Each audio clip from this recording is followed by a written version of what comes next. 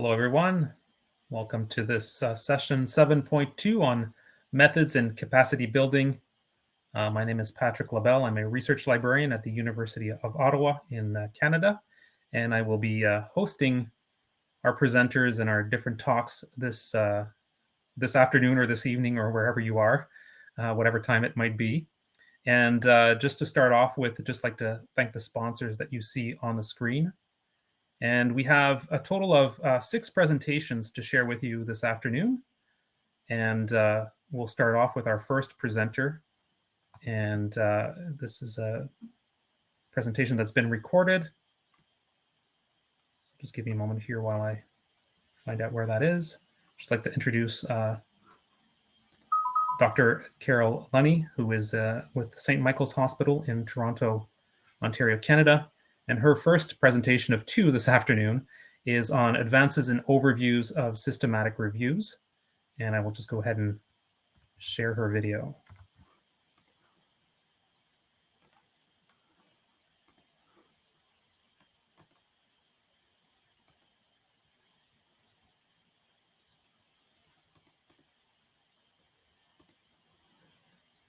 Hello, my name is Carole Hospital in Toronto, and I'll be talking today on behalf of our committee about our work to advance the methods of overviews of systematic reviews. Please tweet us at Carole_Lunny, and I wish to acknowledge the traditional, ancestral, and unceded territory of the Squamish, Musqueam, and Tsleil-Waututh nations on which we do the research, which is in British Columbia. We have no conflicts of interests and no funding to declare.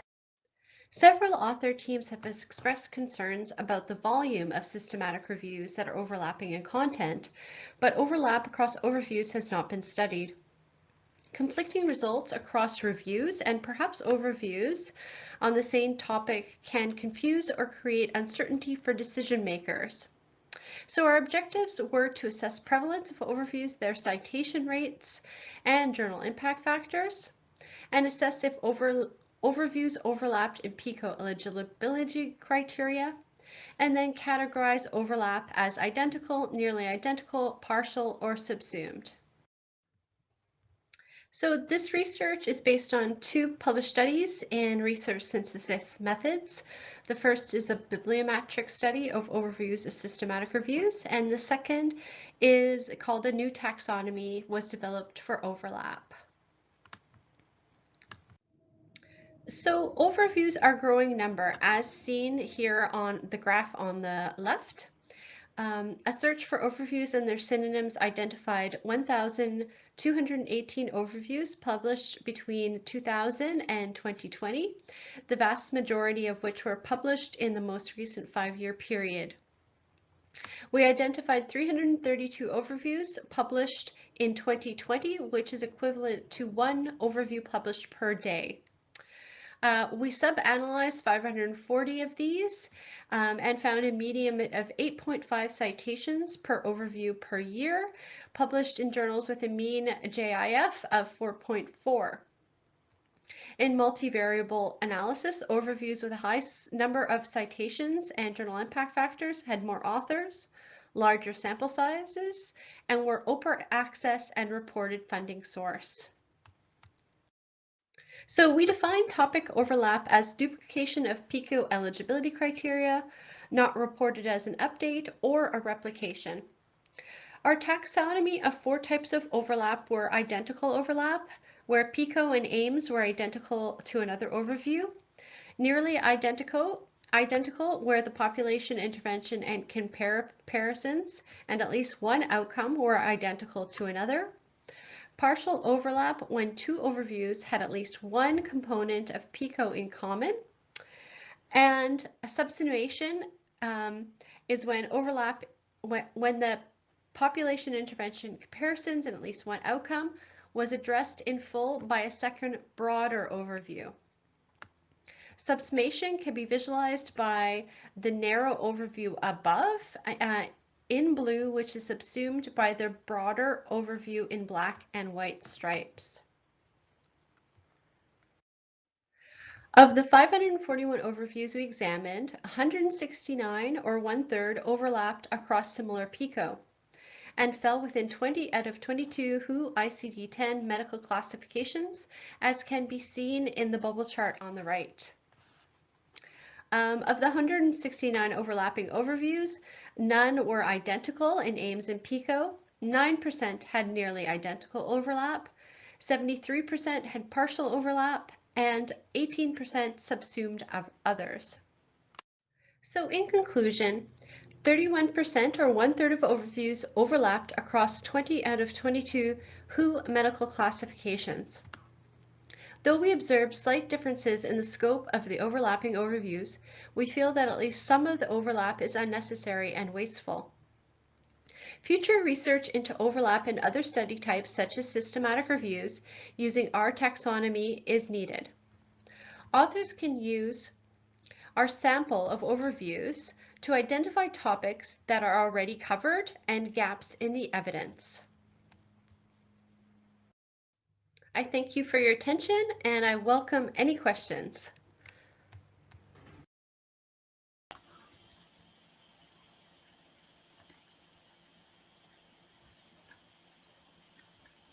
Okay, thank you, Carole, for presenting that through that video. Thanks, I'm just Patrick. taking So is there any questions?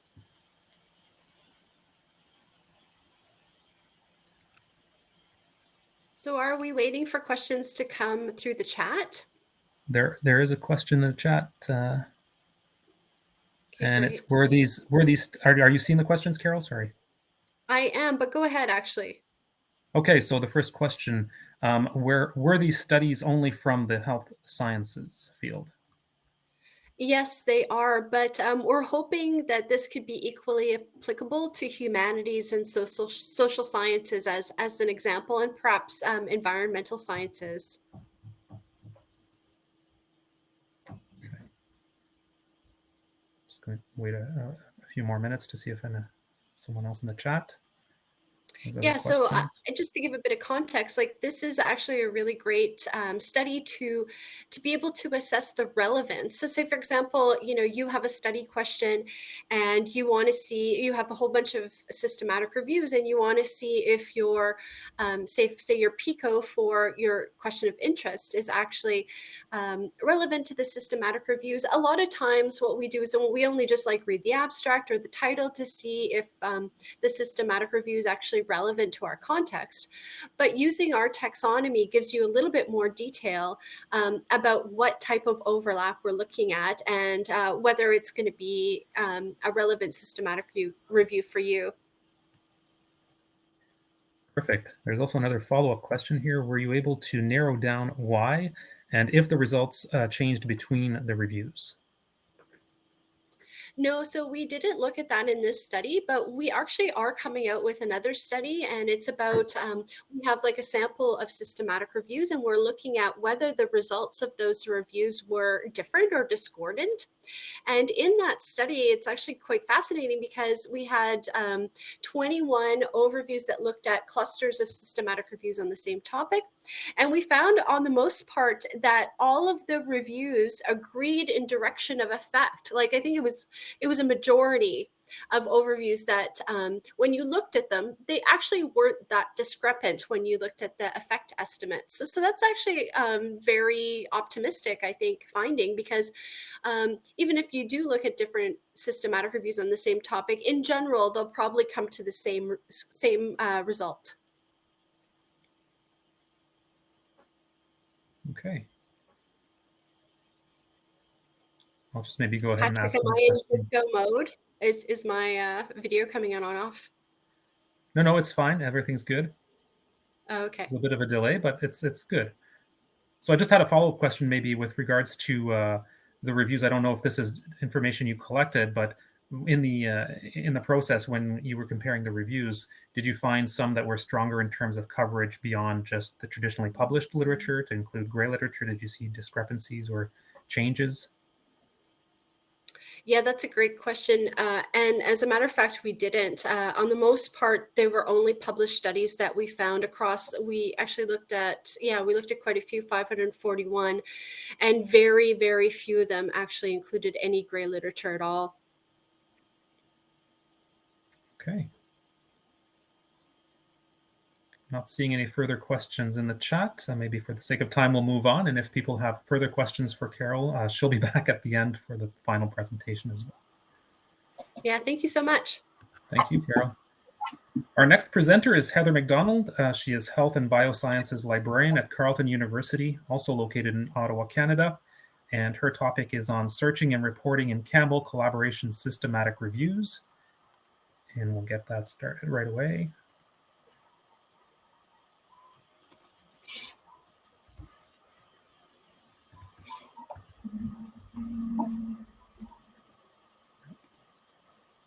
Great. Can you hear me?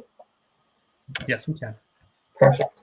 So I'm presenting on behalf of my colleagues who are members of the Campbell Information Retrieval Methods Group. It includes Sarah Young, who's our lead, Alison Bethel, Ursula Ellis, Diana Loudon, David Pickup, Zara Premji, and Morwenna Rogers. And our study is looking at searching and reporting in Campbell Collaboration systematic reviews. So search methods used in systematic reviews are foundational for gathering the body of research used to synthesize evidence, draw conclusions, and make recommendations. Numerous studies have examined search reporting in systematic reviews at the discipline level, within journals, including Cochrane reviews. However, to date, no in-depth review of the search reporting and methods has been conducted in Campbell Collaboration systematic reviews, and this study was undertaken to fill this gap. Next slide, please. So we looked at all Campbell Collaboration reviews published since January 2017. We chose this date to reflect our interest in examining current search practices. All studies were extracted in duplicate and conflicts were resolved by a third reviewer. So we extracted approximately 80 items related to search methods, search reporting, and search quality. We had about 35 items for reporting and about 9 for quality. Next slide, please. The next couple slides are actually going to just show you examples of this. So this is very preliminary. We've just finished the extraction process, so we really haven't had time to do much analysis. So this is just hot off the presses, if you will. So this is an example of 2 different items that report on search characteristics, search reporting characteristics. So the first one was how many of the reviews have at least one full database search strategy reported. And 89% of the reviews actually had one full search strategy. The second item on the right looked at how many studies included all database search strategies, if they were reported, here only 61% of the studies included all the database searches. And this is notable because Prisma 2020 states that you should provide the full line-by-line search strategy for each database. And the Mercer reporting standards also require that you present the exact search strategy for use for each database. Next slide, please. So this slide is very busy. It's looking at search quality items 2 of them that we extracted. There's 2 colors here on the bars. This indicates the involvement of an IS or information specialist. The blue indicates that an information specialist was involved in the search. The red indicates that an IS specialist was not. So in the first one on the left, we were looking at whether subjects headings were used when available, and 47 studies actually used subject headings when available, and 29 did not. Of those 47 studies, and IS was involved in 72% of the studies, but in the studies that did not use subject headings when available, only 58% of the time an IS specialist was involved.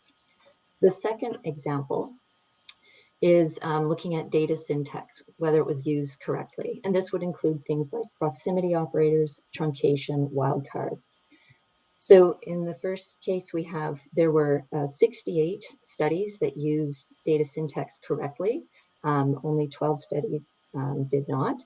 Of those 68 studies that did use them correctly, an information specialist was involved 74% of the time.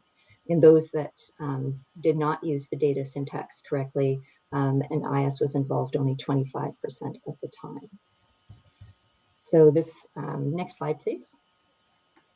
So that is just a few examples of the kinds of data items that we've extracted.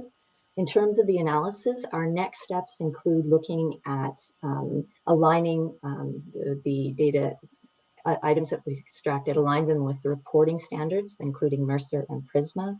We also want to investigate the lag time between the last search date and the date of publication of the different reviews. We also have a strong interest in looking at the impact of information specialists on search reporting and quality, and is the caliber of the search improved with having an IS member on the team. What we plan to use this for down the road then is to help inform training. So this would help researchers understand, researchers in understanding and gaining competency in search. We're also hoping to use this to help in delivering guidance documents and clarifying the documentation and promoting its use.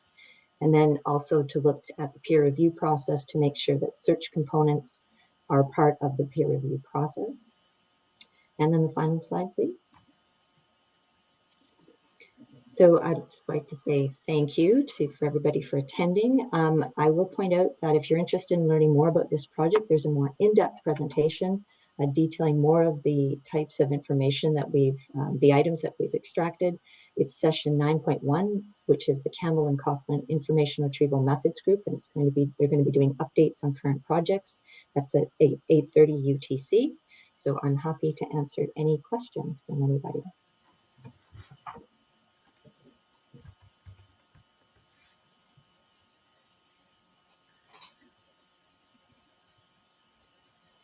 So there's a first question in the chat.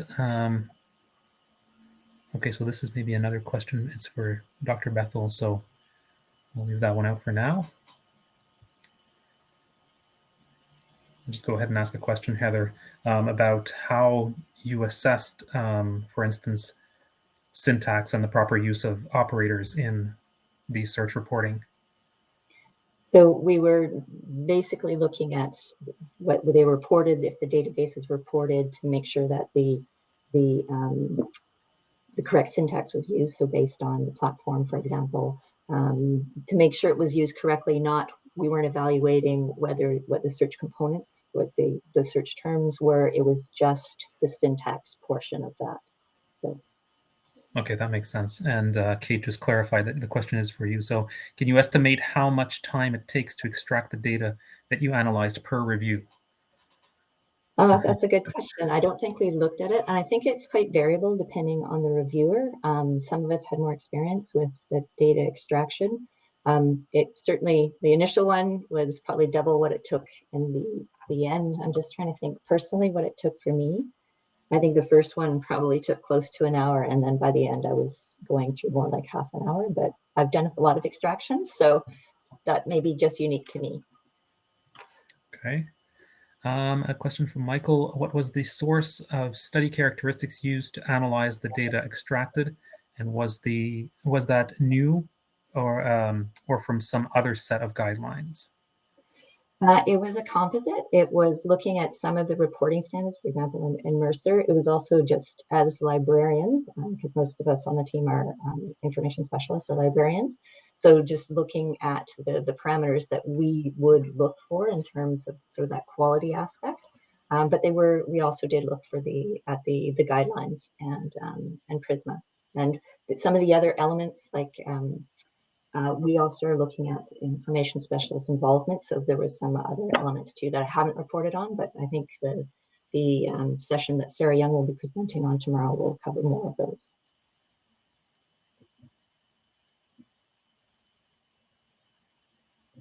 Was this part of the process for data extraction in terms of looking also at complementary searching, or is this more focused on database searching at this point? No, we also did a whole slew on complementary. Like I said, we had about 80 items. I'm presenting 4.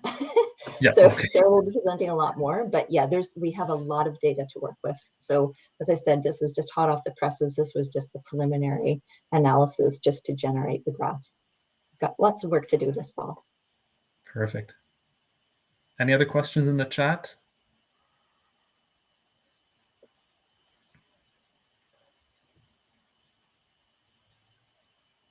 Okay, well, thank you very much, Heather. Appreciate your presentation. Very, very interesting. Our next presenter is Alison Bethel, Research Fellow, Information Science, part of the Evidence Synthesis team at the University of Exeter Medical School. And Carole's presentation is on an evaluation of search methods and search strategies in an evidence and gap map.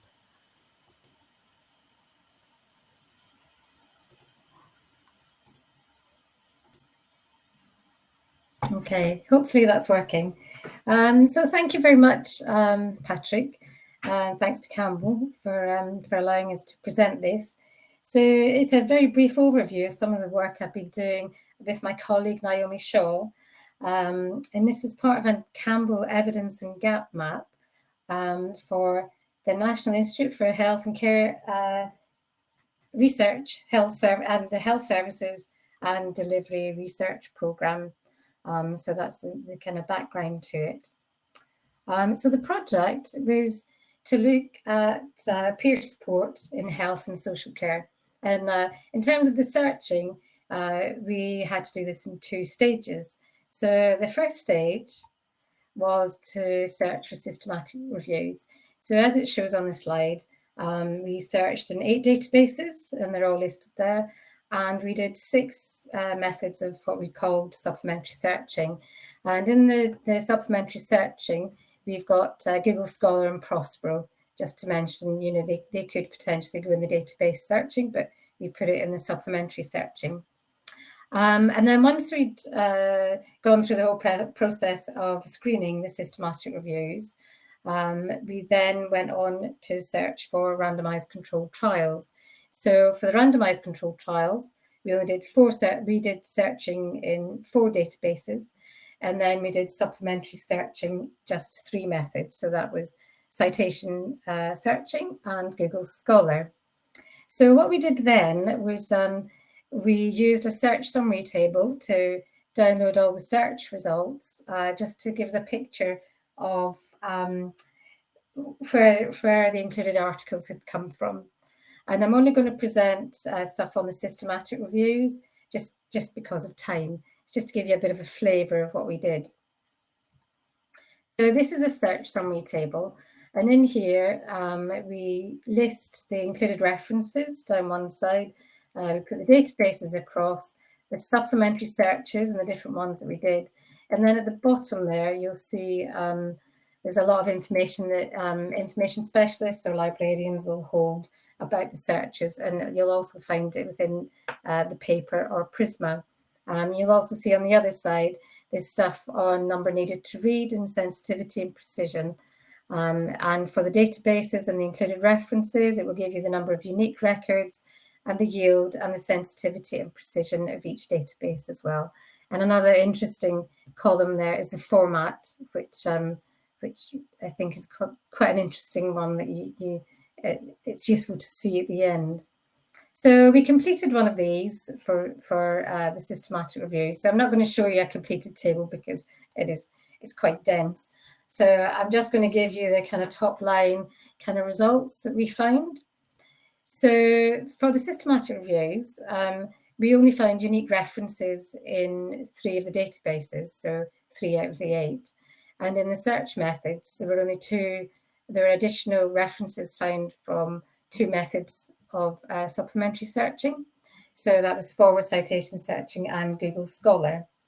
So if we had just searched those 3 databases, we would have picked up all of the included studies, which happened to be 30. And then the maximum number to screen could have been reduced by about 3,000. We're not saying this, that this is what people should do, but this is the results at the end for this particular evidence and gap map. Okay. And interestingly, the 2 references that were picked up, the additional references picked up from the supplementary searching were actually in at least 3 of the databases, because as part of a search summary table, we go back in and search 2 or 3 of the databases with our search strategy, and then we see we try and find whether if the database hadn't picked up some of the included references, whether it did pick it up, whether the search did pick it up or whether it was in there and the search didn't pick it up. So you're kind of starting to evaluate your searches as well. But both of the references were found in at least 3 of the databases. So that just means that those additional references went into the database later than when we searched it for this particular evidence and gap map.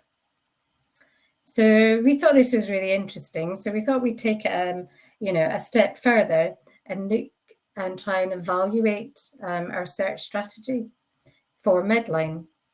So our initial search strategy in Medline was 119 lines long, and that's because we took out, sometimes you'll have bracketed and nested terms. So we took them all out and listed them individually. So there were 119 lines of search.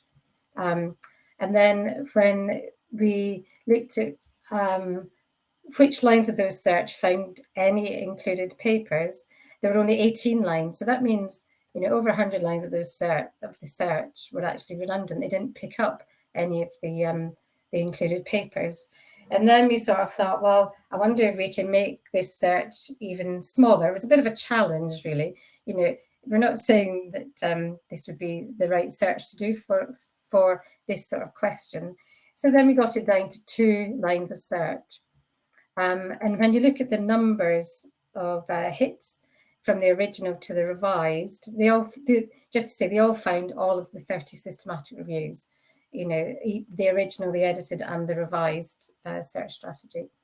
And that is a search strategy that we did. So the 2-line search strategy is peer*.ti or peer-led.ab. And again, we're not saying that that's something that you should do for a systematic review search, and definitely as an information specialist, I certainly wouldn't do that. But it's a really interesting thing to have gone through to evaluate the search in this way. And for the original search, there were 1,700 records, and then the revised search, there were 463. So there's quite a big difference in the number of records that it retrieves as well. So that's all really that I wanted to say. But the search summary table is quite simple and easy to complete. The evaluation of the search strategy did take a lot longer. Okay, thank you.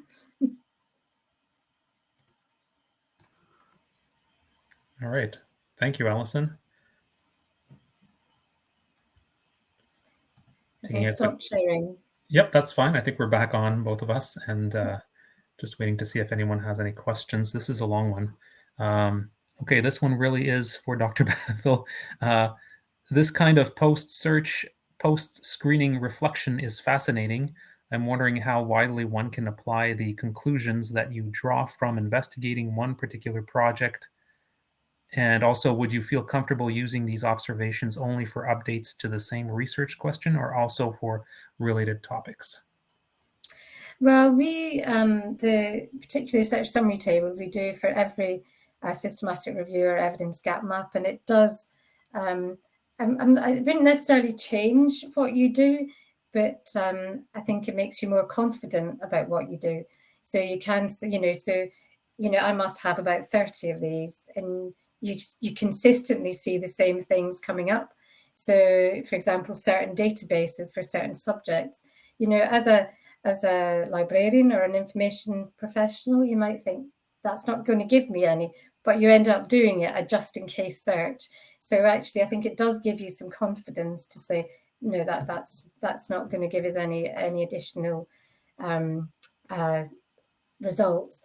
But also, I think, and it's also really good to do at the end of the process, because when you do if you have to do an update search as part of your review or evidence and gap map, you can tailor your search then, because we have done that in the past when we've done 2 update searches, and everything I've done like search summary tables for each of them, and there's still everything's coming up in Medline.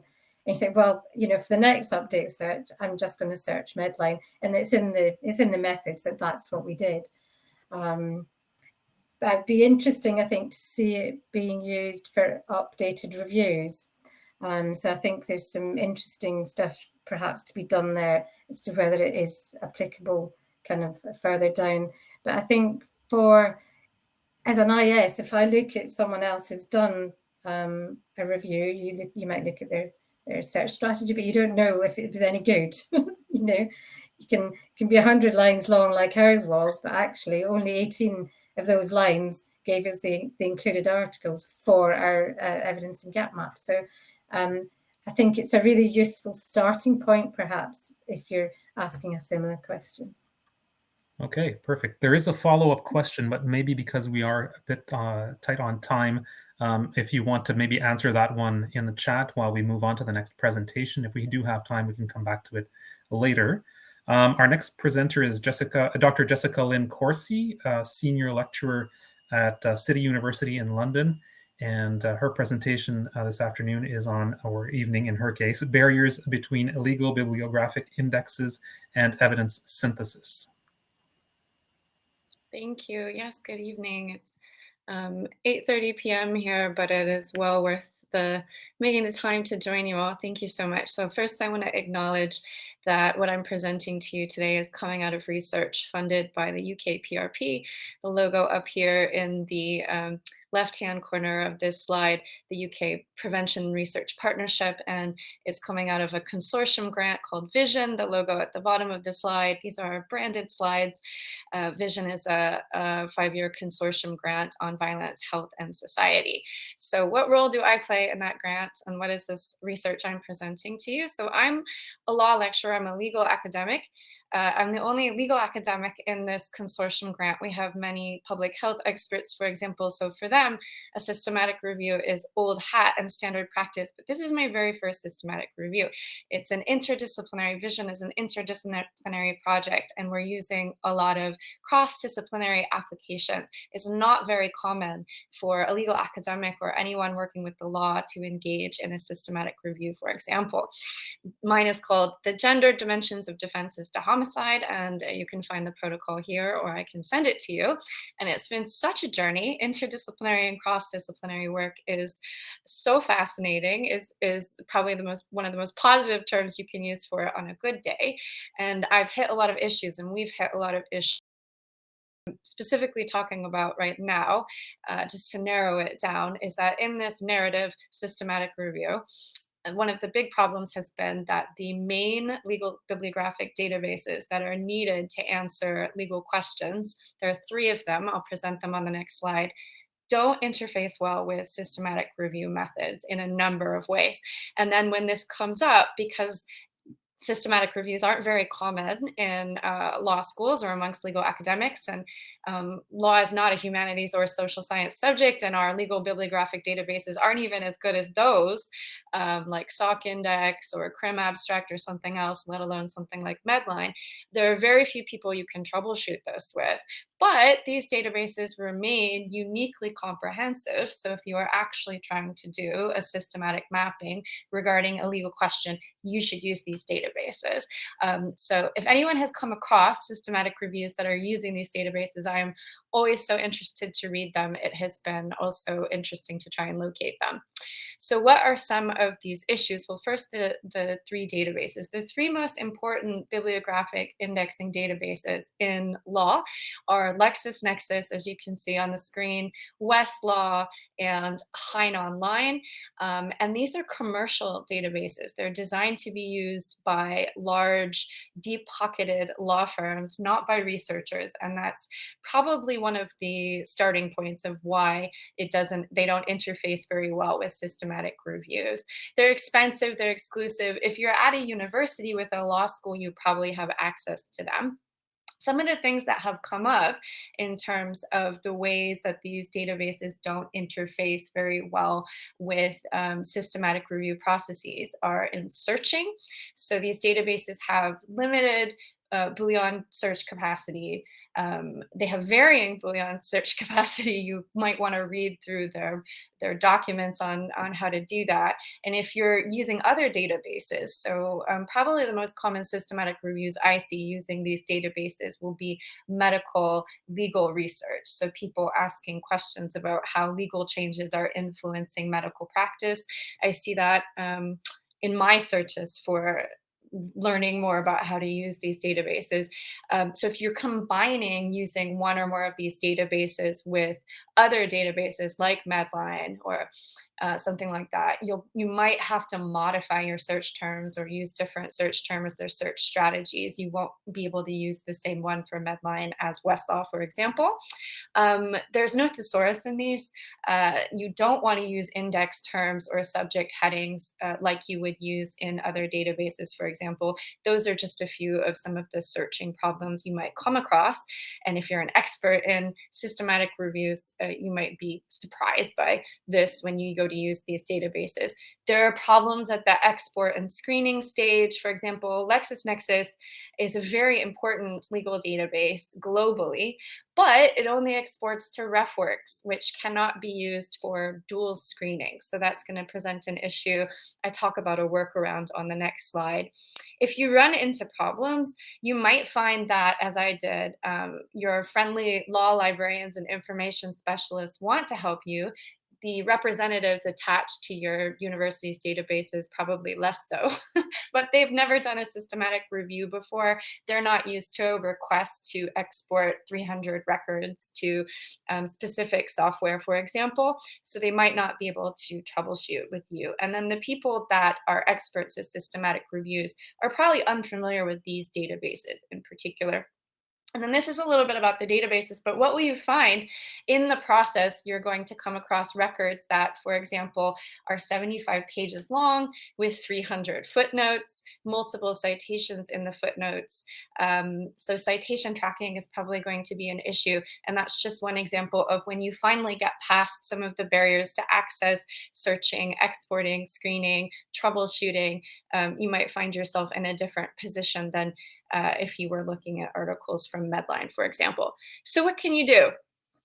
So you're going to have to find workarounds, and I highly recommend finding workarounds. And again, if anyone knows of workarounds or has come across articles that explicitly acknowledge workarounds, I've come across very few systematic reviews using these legal indexing databases that actually explicitly acknowledge how they address this.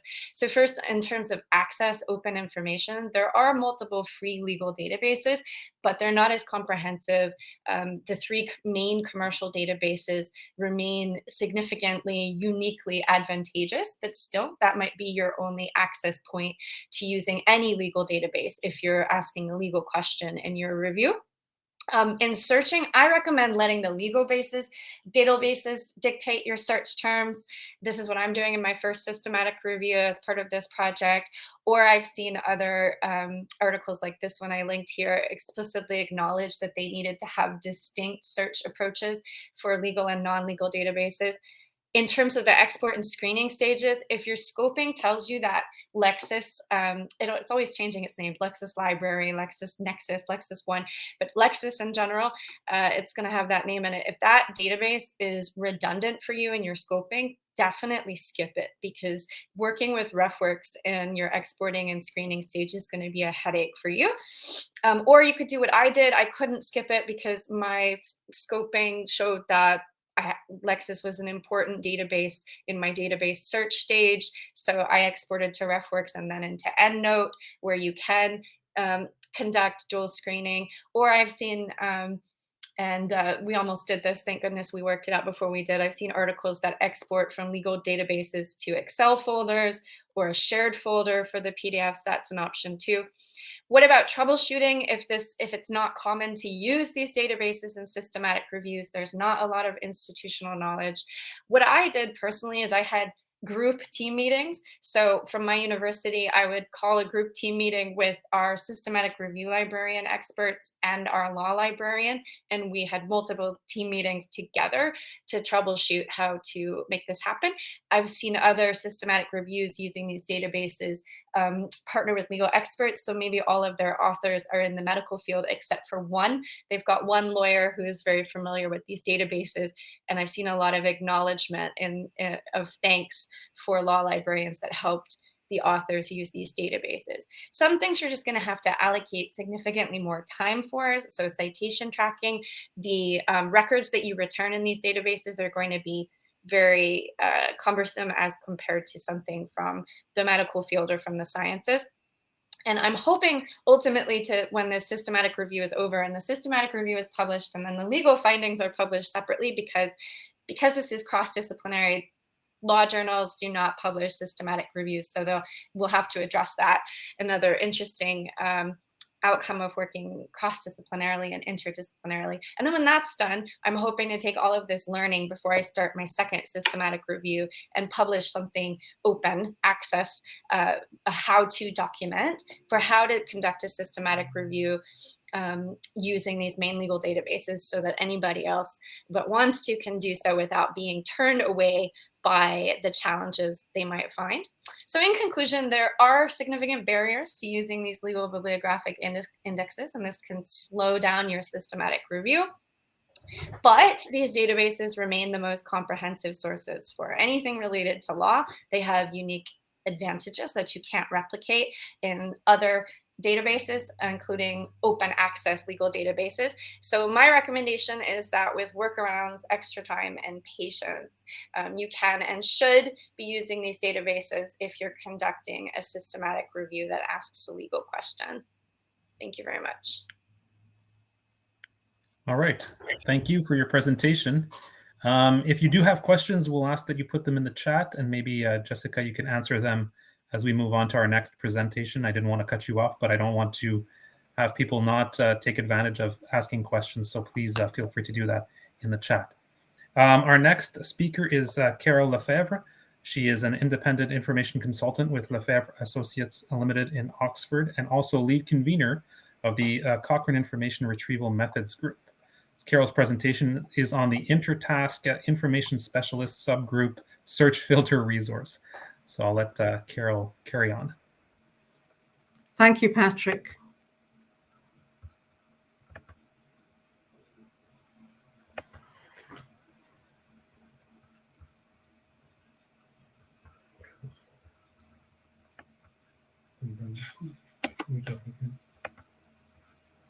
Minimize. Okay, I'll try sharing again. Window.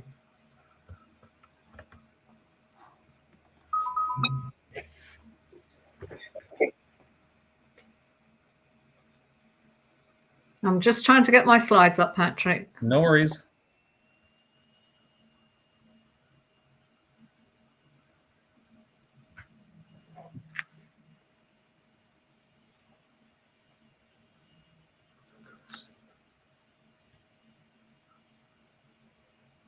Where's the share screen?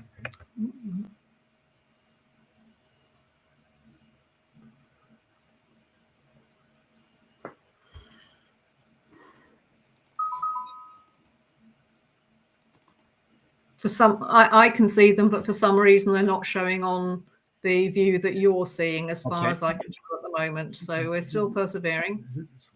I can share them if all else fails. Okay, thank you. We'll give it just one more go and then we'll pass to you. Share screen. Ah, here we go. I think we've got them now. Yes, there we go. Okay. So, so Patrick, can I just ask, firstly, can you hear me? And secondly, do you see my opening screen? Yes, we do. All good. Okay, that's grand. Thank you very much. So thank you for the introduction. And I should also add that I'm one of the editors of this search filter resource. So what I'm going to be doing in this presentation is just giving you some key highlights and showing you some screenshots. So by way of background, methodological search filters are an essential tool in systematic searching for studies for evidence synthesis and systematic reviews, but finding search filters efficiently and deciding which ones to use, that's where the problems start, because not all search filters are equally effective and we have to make judgments as to which filters we're going to use. Filters may be sensitive, i.e. broad, which is what you'd use for evidence synthesis, or they may be precise or specific, which is what you would use for specific clinical questions. So in 2006, a group of information specialists supporting NICE, the UK National Institute for Health and Care Excellence, started work on this project to improve awareness, to reduce duplication of effort, and to provide a forum for critical appraisal and thus a one-stop shop for the identification of ideally appraised methodological search filters. With regard to our methods, new methodological search filters are identified by the site editors. We're all information specialists, and we conduct searches of various databases monthly, journal tables of contents, and we look for potentially eligible records which are agreed by 2 team members. The site has traditionally consisted of bibliographic references to the published filters with links to the record, contact information for unpublished filters, independent abstracts written by members of our group for some of the filters, and references to research on the design, development and use of filters. This is the most useful way to assess the relative performance of a range of filters. But also, particularly from a Campbell perspective, we have a section on filters for specific population groups, geographic areas, and links to collections of non-methodological filters. So here I've just got a few screen shots quickly. So this is the home page. You'll see the black banner on the left lists all the search filter areas in alphabetical order. On the right, we show our Lotus tweets, and you'll see that this tweet is actually advertising tonight's session. The next screenshots, we're still on the home page here, and as you scroll down on the left hand side, you've got all the search filters for the specific study designs. So for example, economic evaluations, guidelines, observational studies, qualitative research. And on the right hand side, you've got other filters, by which we mean, for example, age groups, gender specific filters, geographic and population groups. We split off those that have been added this year so that you can see more easily which are the new ones. And we also have a section on other information. This is one of the sections. They all work exactly the same. I've just chosen the randomized controlled trials section, and you'll see that the top of each section, the purple highlighted area, lists publications that review search filter performance. As I say, if you can find a methodological review that reviews search filter performance, then you don't have to make the difficult decision as to which filter to use. Recent and future developments by way of an overview. The editorial team has expanded recently.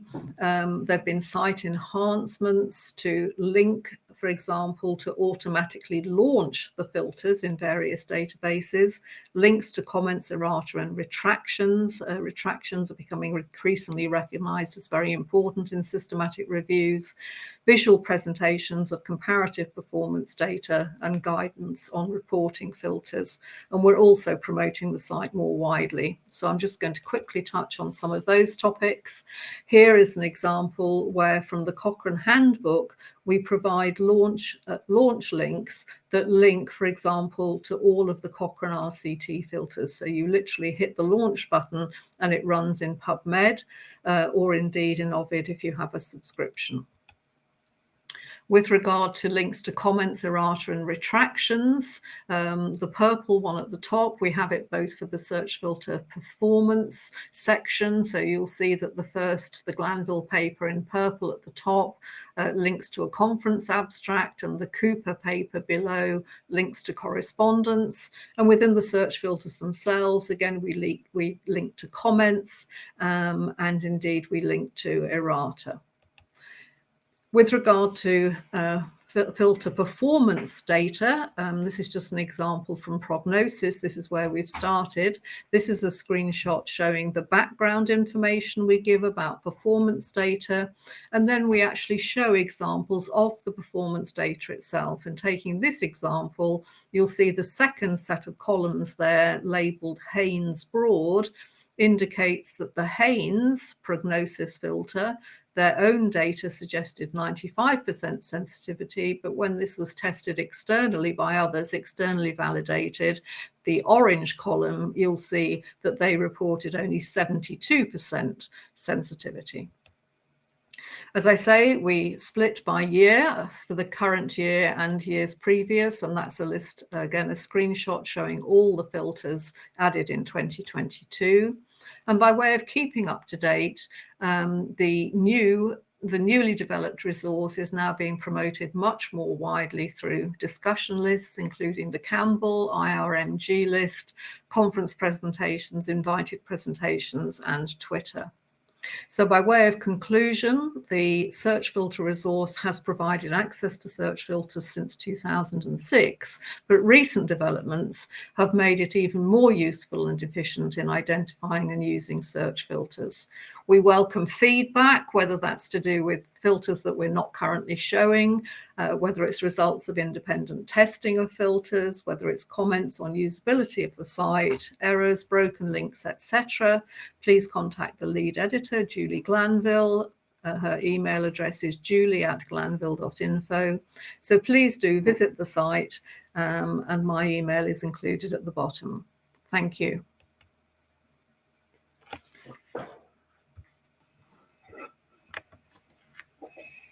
All right, thank you very much, Carole. There's a comment in the chat, not a question, but a comment about the fact that students and researchers who are pointed to those filters and hedges are absolutely delighted, and I can echo that comment myself, having used that website on many occasions. Thank you very much. Pardon me? Thank you very much. I was just saying thank you. No worries.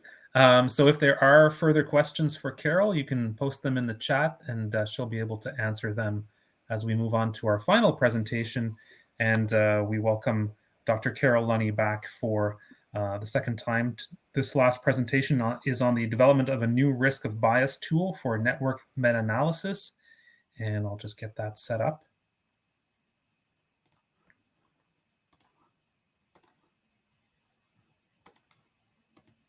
Hello, my name is Carole Lunny with St. Michael's Hospital, Unity Health Toronto, and the Cochrane Hypertension Group at the University of British Columbia.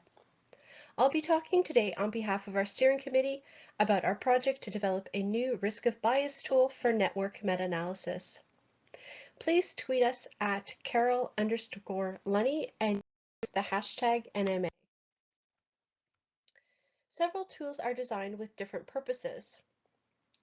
Some for assessing reporting quality, some for quality of conduct, but none so far have been designed to assess risk of bias in network meta-analyses.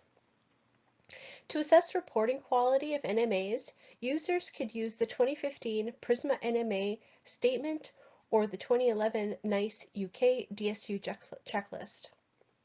To assess the quality of conduct, users can use the ISPOR questionnaire. However, due to important methodological advances in the field of NMA, the ISPOR questionnaire published in 2014 is outdated. So what do authors mean when they say they're assessing the quality of a study? They can mean several things. Reporting quality, which is about how well the methods of the study are described or written up, or methodological quality, which is about how well the research is conducted, or risk of bias, which is about whether the limitations in a study can potentially bias the methods and findings. Our tool will assess the risk of bias in NMAs. Our tool was empirically developed based on the results of 3 studies we conducted, seen here at the top. In the first stage, we did a review to identify checklists, tools, or questionnaires to extract any items related to biases and network meta-analysis for potential inclusion in our tool. After we decided on items contained in the tool, we conducted a multi-round Delphi survey with experts to select items to include in the tool. Then, in the third stage, we conducted a survey to ask decision makers about how they will use the tool. These 3 studies were used by the steering committee to make conceptual and structural decisions about the tool and its content. This led to a first beta version of the tool. So our beta version is shown here. So our risk of bias NMA tool is intended to supplement an assessment of the bias in an underlying review, which ideally would be a systematic review. So as systematic reviews with network meta-analysis contain many of the same steps as conducting a systematic review with pairwise or traditional meta-analysis, assessors should start their assessment using a tool such as the ROBUS tool, which is currently the only tool designed specifically to assess the biases in systematic reviews. And the ROB NMA tool is designed specifically to complement a robust assessment of an underlying systematic review. So structural decisions that our committee made were that the tool would contain 3 domains, and each domain would contain signaling statements, with answers being yes, probably no, no, or no information. In terms of content, the tool contains 14 signaling statements, and after answering the statements in each domain, the assessor then makes an overall judgment of low, high, or unclear risk. 2 final statements help the assessor in the final phase to make an overall judgment about the network meta-analysis they are assessing. So our future research will use the beta version to conduct pilot testing with different user groups. If interested, please contact me to be part of the piloting.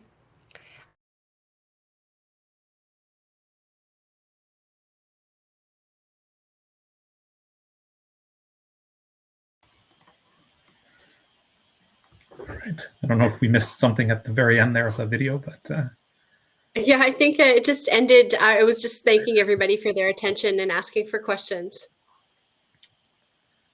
perfect. So we do have time for questions just before we wrap things up. If you have any questions in the chat, please go ahead and enter those in. So just to reiterate, so we are just doing some tweaking to the tool right now. So just some refinements, and we do want to pilot test the tool on a set of network meta-analyses. So if you are interested in piloting, please let me know. It's Carole.Lunny@ubc.ca. We're looking for people to help us with the piloting. Perfect, thank you. And also, Carole, you had wanted to share a few links earlier. Maybe that was done. So if you're a participant, you can check the answered questions for the links that Carole has shared. And Great, thank you. You already have an interested party there in the chat that would like to test the tool. So thank you, Tarun. If you could reach out, I'll just put my my email in the chat as well. I'll put also links to these papers so you can take a look. Any other comments or questions in the chat? I'd like to invite maybe all the other presenters to turn on their cameras one last time so we can maybe answer final questions or thoughts that folks might have. I'll take the opportunity before we do that to just thank everyone for their presentation. We managed to squeeze in all 6 in the time frame that we had, and I think we had a good overall conversation, and I appreciate all the variety of presentations, but also the quality, I think, was exceptional. So very good to see that work being done in methods and capacity building, generally speaking.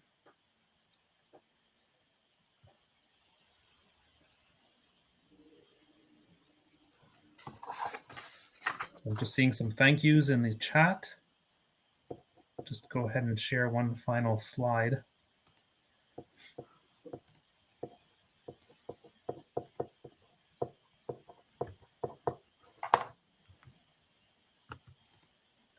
Oops. Hello, my name is Carole. Sorry about that. wrong click there. So just again, thanks to everyone who participated this afternoon. in presenting, but also in attending. And if you haven't done so already, you can visit the virtual poster gallery, the exhibition, and other information through the conference portal. And again, I'd just like to reiterate what I mentioned earlier. Thank you very much for the support from our sponsors. You see all those organizations on the slide. Thanks to their support, we were able to offer this global summit free of charge. And so I'd just like to conclude by saying that. And there was a shout out to a session tomorrow on searching as well. So if you're interested in that topic, please feel free to check out the schedule and join tomorrow. On that note, I'll thank everyone for, again, one last time for participating, and wish you all a great evening or afternoon or night wherever you are. Thank you, everybody.